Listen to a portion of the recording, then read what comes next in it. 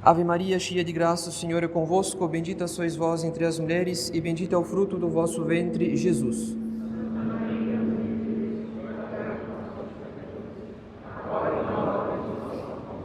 Divino Menino Jesus, Nossa Senhora do Rosário, São José, em nome do Pai, do Filho e do Espírito Santo. Amém.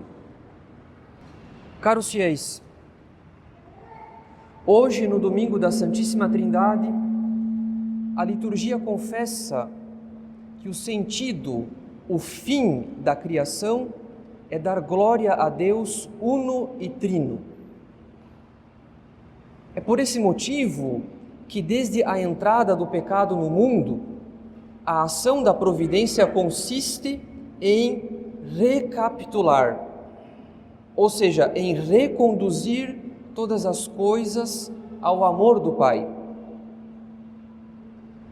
A redenção, portanto, é uma recapitulação, porque nosso Senhor cumpre toda a justiça no mistério da paixão, para que tenhamos meios de retornar à amizade divina. Mas essa recapitulação é também uma obra de misericórdia, como ouvimos no introito da missa. E isso precisa ser bem compreendido, porque separar a justiça da misericórdia, considerar a justiça sem a misericórdia, pode ser causa de grandes males em nossa vida espiritual. Nós sabemos, caros fiéis, que ainda no paraíso terrestre, Deus havia prometido a Adão um Redentor, de modo que todo o Antigo Testamento foi uma preparação, uma expectação do Redentor. Esse Redentor, que é Jesus Cristo, é o enviado do Pai, que nos instrui sobre as verdades divinas e realiza a obra da nossa salvação sobre a cruz. E após ter concluído a sua missão sobre a terra, o Redentor nos promete enviar o seu Espírito para permanecer conosco até o fim.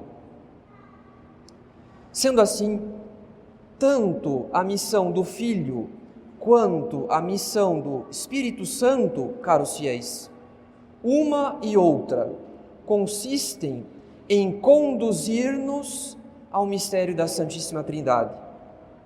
Pois no Evangelho lemos as seguintes palavras de Nosso Senhor: a vida eterna consiste em que conheçam a Ti, um só Deus verdadeiro, e a Jesus Cristo que enviaste. Aí está o resumo da missão do Filho e da missão do Espírito Santo, ou seja, conduzir-nos à vida eterna, que é a visão face a face da Santíssima Trindade. Visão amorosa, visão que irá nos arrebatar numa felicidade transbordante. Enfim, vida eterna que possuímos já nesse mundo pela graça santificante. Portanto, toda a história da humanidade consiste unicamente num retorno a Deus e por isso numa recapitulação de todas as coisas em Deus. Ele que é o Alfa e o Ômega, o princípio e o fim, nosso Criador, nosso Redentor, mas também nosso sumo bem, nossa recompensa na eternidade, se perseverarmos por graça divina, fiéis até o fim. Isso é ainda mais verdade quando consideramos um dos efeitos do pecado original, presente em todos os nossos pecados pessoais. Pois Adão, após ter pecado, tendo percebido a presença de Deus no paraíso terrestre, escondeu-se com Eva no meio das árvores do jardim. Ou seja, caros fiéis, o pecado criou em nós o medo o temor de Deus. A culpa do pecado nos move a fugir de Deus, como quem foge de um terrível juiz. Por isso que após uma queda, também nós preferimos fugir de Deus.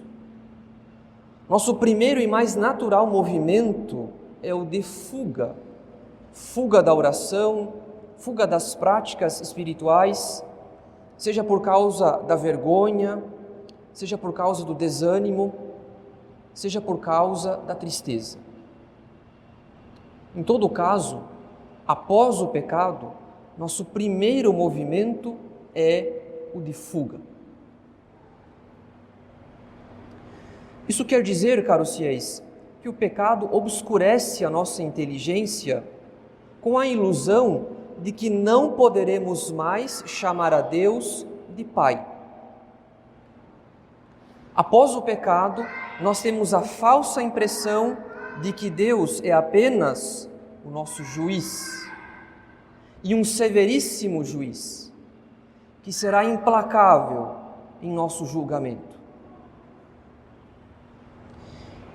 E esse medo, esse temor do Pai, é ainda mais profundo no caso de alguém que sofreu alguma situação traumática com o seu pai terrestre, o pai biológico ou de criação, mas também com o seu pai espiritual, o padre. Afinal, é ainda mais difícil ver em Deus um pai amoroso após ter passado por uma experiência dolorosa com o próprio pai, ou com o padre, que deveria cuidar de sua alma. Essa experiência dolorosa marca o conceito que esse indivíduo faz da figura do pai. Essa experiência dolorosa dificulta e inclusive impede o desenvolvimento da vida espiritual, porque a cada vez que esse indivíduo eleva o pensamento em Deus, logo esse pensamento lhe traz à memória inúmeras lembranças de sofrimento, de tristeza, de abuso, que ele, de alguma forma, transfere ao próprio Deus, porque teme a Deus Pai como temeria a um homem mau. Por tal motivo, Deus Pai, em sua providência, quis enviar seu Filho e o Espírito Santo para recapitular todas as coisas, para restaurar todas as coisas em seu amor e em sua justiça. A encarnação do Filho é a grande prova do amor do Pai para conosco, como lemos numa das mais belas passagens do Evangelho. De tal modo, Deus amou o mundo que lhe deu seu Filho único, para que todo o que nele crer não pereça, mas tenha a vida eterna. Pois Deus não enviou o Filho ao mundo para condená-lo, mas para que o mundo seja salvo por ele. E o mesmo podemos dizer do Espírito Santo, que a Sagrada Escritura chama de Consolador e de Advogado, que o Pai nos envia por meio do Filho para não nos deixar órfãos, como também está escrito no Evangelho. Portanto, caros fiéis, a missão do Filho e a missão do Espírito Santo consistem em conduzir-nos novamente ao Pai, ao amor, à bondade, à misericórdia do Pai. E apesar de tudo isso, tanto o Filho quanto o Espírito Santo também podem ser objetos do nosso medo, do nosso temor, porque são pessoas divinas. Porque o Filho recebeu do Pai o poder de julgar os vivos e os mortos. E porque o Espírito Santo irá arguir, isto é, irá revelar ao mundo o seu pecado. Sendo assim, o Pai suscita em sua amorosa providência, o Pai suscita inúmeros, incontáveis intercessores, que são os santos do céu. E em primeiro lugar, a Santíssima Virgem Maria, nossa mãe e advogada. Por isso, São Luís de Montfort diz em seu tratado: se receamos ir diretamente a Jesus Cristo, Deus, em vista da sua grandeza infinita, ou por causa de nossa baixeza, ou ainda devido aos nossos pecados, imploremos corajosamente o auxílio e a intercessão de Maria, nossa mãe. Ela é boa e terna, nela não há severidade nem repulsa, tudo nela é sublime e brilhante. Contemplando-a, vemos nossa pura natureza humana.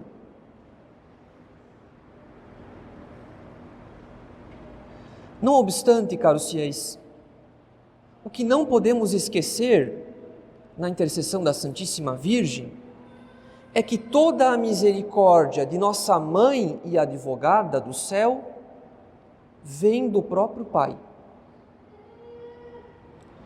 Ela não intercede por nós junto a Jesus Cristo, apresentando méritos que ela, de algum modo, conquistou unicamente por esforço próprio. Muito pelo contrário, o que ela apresenta em sua intercessão, ela mesma o recebeu por graça de Deus, por uma singularíssima providência de Deus, que a escolheu para ser mãe do Verbo encarnado. Por isso, vale a seguinte pergunta: o que, afinal, nós contemplamos, caros fiéis? O que nós contemplamos na intercessão de Nossa Senhora? Pois nós contemplamos o próprio Pai providenciando intercessores dentre as criaturas para que tenhamos fé em seu amor misericordioso. É o que ela mesma, Maria Santíssima, diz em seu cântico: porque realizou em mim maravilhas aquele que é poderoso e cujo nome é santo. Portanto, caros fiéis, o Pai está presente em todas as obras da redenção, seja na missão do Filho, seja na missão do Espírito Santo, seja na intercessão dos santos, porque tudo procede do Pai para retornar ao Pai. Quando Nosso Senhor diz em sua oração sacerdotal: manifestei-lhes o teu nome, para que o amor com que me amaste esteja neles e eu neles. Ele quer dizer, Jesus Cristo quer dizer, caros fiéis, que a sua doutrina ele a recebeu do Pai, a sua vida e o seu amor ele os recebeu do Pai, e por isso a graça que nos é comunicada por Jesus Cristo não é outra coisa senão a vida do Pai em nós. Nesse sentido, uma alma que se encontra na graça de Deus pode dizer com propriedade: o Pai vive em mim. O Pai me comunica a sua verdade e o seu amor. O Pai me recebe como a um filho de adoção. Adoção tão íntima que nos incorpora em Deus, que nos faz participar da própria vida da Santíssima Trindade. Então, ainda que o Pai não tenha uma missão sobre a terra, como o Filho e o Espírito Santo, a primeira pessoa divina não é um Deus distante, porque a vida que o Filho nos comunica no Espírito Santo é a vida do Pai. E porque a missão do Filho e a missão do Espírito Santo consistem em recapitular todas as coisas no amor do Pai. A consequência, caros fiéis, é que a nossa incorporação em Jesus Cristo, isto é, a nossa união a Jesus Cristo, consiste em receber dele a graça e o exemplo da sua filiação. Como lemos em São Paulo, no seu amor, o Pai nos predestinou para sermos adotados como filhos seus por Jesus Cristo. Então, em Jesus Cristo, nós recebemos a graça e o exemplo da sua filiação. Ou, em outras palavras, para que Deus nos faça participar da sua vida íntima, o Filho veio a esse mundo ensinar-nos e comunicar-nos o grande dom da filiação divina. Nós, que éramos até então, como diz São Paulo, filhos da ira divina, ou seja, merecedores da condenação, se não fosse a misericórdia paternal de Deus. Além disso, outra consequência é que a santificação que o Espírito Santo opera em nós consiste justamente em produzir esse espírito filial, como também lemos em São Paulo. A prova de que sois filhos é que Deus enviou aos vossos corações o Espírito de seu Filho, que clama, Abba, Pai. O mesmo Espírito que dirigiu todas as ações do Verbo encarnado, agora dirige as ações dos filhos adotivos de Deus. Agora nos move e nos dá coragem de chamar a Deus de Pai, de reconhecer em Deus o nosso Pai. Nós que fugíamos até então de Deus, aterrorizados pela sua justiça, sem esperar dele a misericórdia. Então, se Deus é nosso Pai, isso quer dizer, caros fiéis, que mesmo sendo justo, Ele é nosso Pai. Mesmo sendo terrível, Ele é nosso Pai. Em seus juízos, em seus castigos, nos males que Ele nos permite sofrer, não devemos ter outro olhar. Nosso olhar de fé não deve ver outra coisa senão o Pai à nossa procura, que se obriga a usar até mesmo de remédios disciplinares, que nos mortificam e inclusive nos castigam, para que não façamos a loucura de abandonar o seu amor de Pai em troca de qualquer falsa consolação passageira. Portanto, em tudo, nos males, nos sofrimentos e inclusive nos castigos, enfim, em tudo nós devemos reconhecer o amor do Pai, atento, preocupado, zeloso em trazer um filho de volta para casa. É por essa razão que o filho pródigo da parábola não hesitou em voltar para casa, quando percebeu o pecado que tinha cometido. Ele não temeu o seu pai, ele não duvidou do amor do seu pai. Ainda que tenha preferido ser tratado como um escravo na casa de seu pai, ele sabia que seria recebido se soubesse pedir-lhe entrada. E por mais firme que tenha sido a confiança do filho pródigo, o amor do pai conseguiu superar essa confiança. O amor do pai conseguiu superá-la em grandeza, pois o pai não o recebeu simplesmente como um escravo. O pai recebeu novamente o filho pródigo como filho, preparando-lhe uma grande festa como sinal de sua imensa alegria. Então essa deve ser a nossa confiança, caros fiéis. Confiança de que receberemos de Deus todos os auxílios necessários para a nossa conversão e santificação. Receberemos todos os auxílios necessários de Deus, não porque nós merecemos esses auxílios, mas porque o Pai é bom e poderoso, e nada glorifica mais a sua onipotência,